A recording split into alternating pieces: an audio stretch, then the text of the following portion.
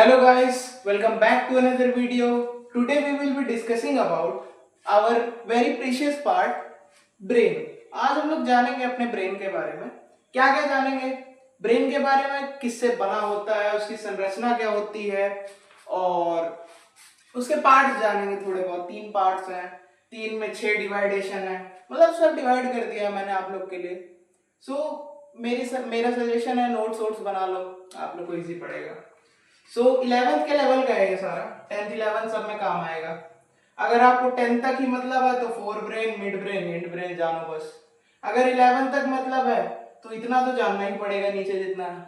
Start करते हैं बिना ज्यादा टाइम लिए।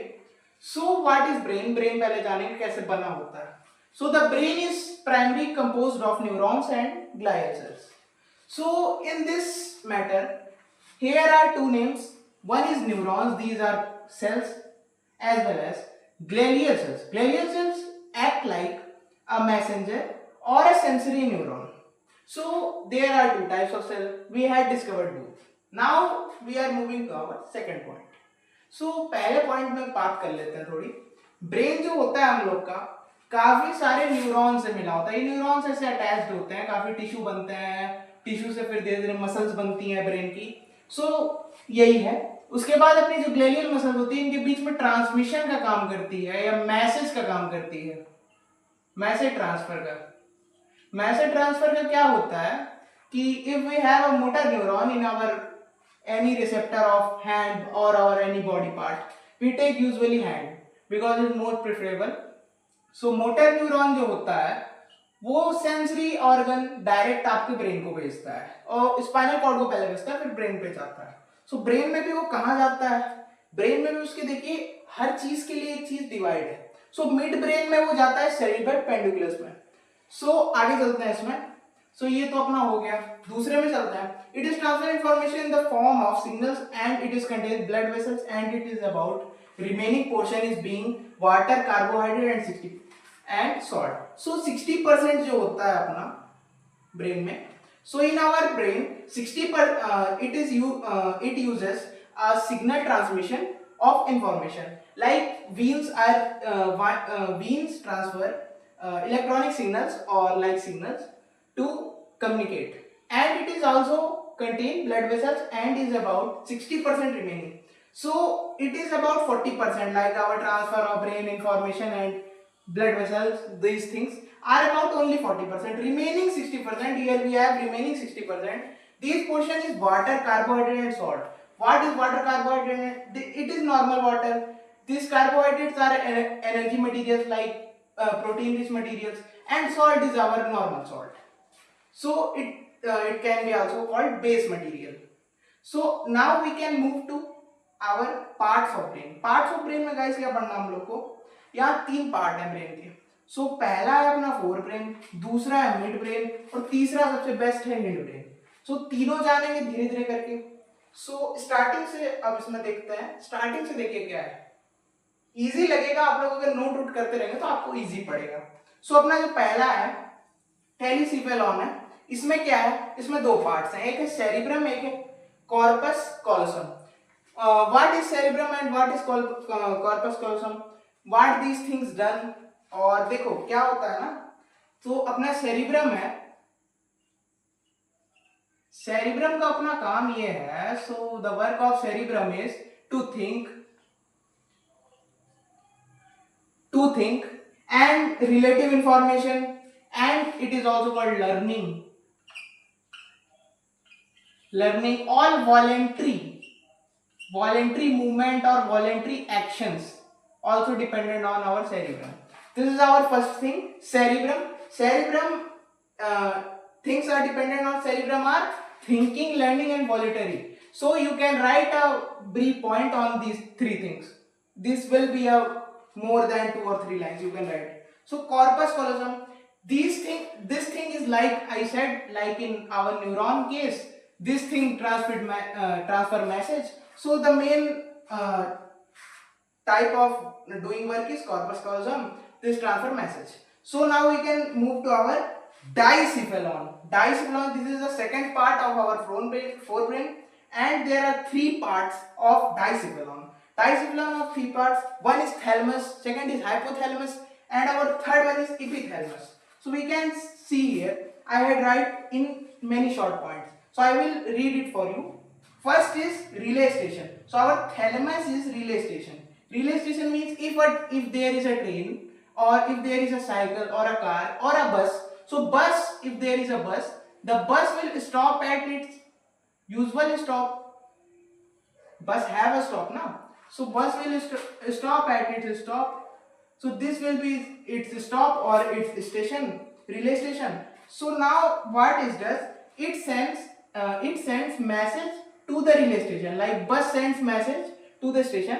So it will send message to relay station. This is work of thalamus. Or message means there it will send information to our cerebral cortex or relay station. Relay station will send to our cerebral cortex what will be the matter. It will also trigger, it can also trigger reflex action and many things. So now we can move our next topic. Now our second topic is hypothalamus. Hypothalamus, here we have pituitary gland, penicillin gland.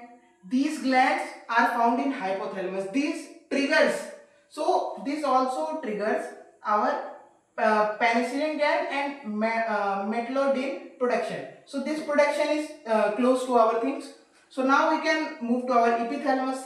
Epithalamus is responsible for our penicillin gland and metabolic production, and our hypothalamus is pituitary gland. So this is the thing, the simplest thing. Hypothalamus is responsible for pituitary gland, and our epithalamus is responsible for pineal gland and metabolic production.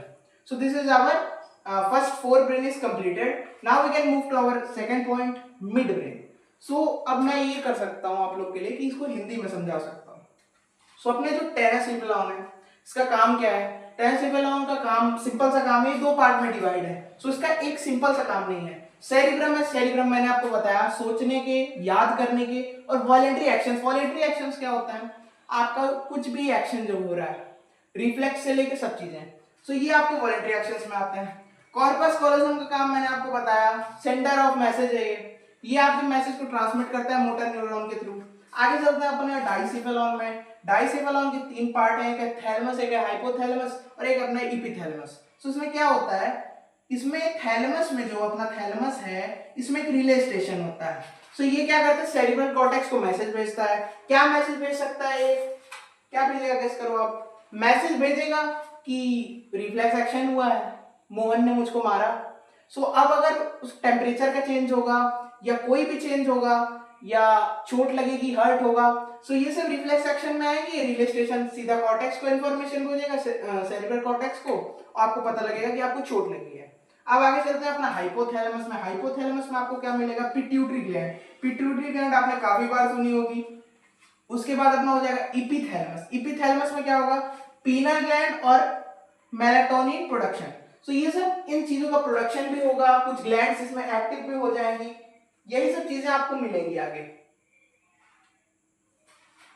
सो अब चलते हैं अपना hindbrain पे.